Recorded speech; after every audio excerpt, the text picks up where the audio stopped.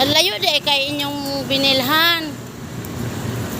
Kung, bakit late na kayo kasi nagpakita? Katatapos ko nung kumain. Gano'n mo yung kain ko ngayon, 140.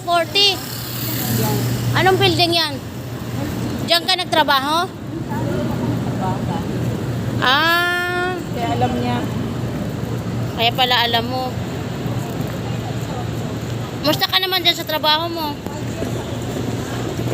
Musta ka na dyan sa trabaho mo? Okay lang.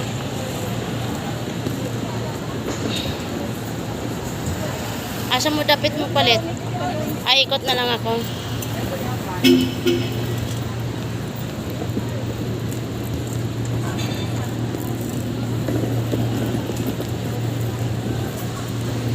Marami din pala kakain dito.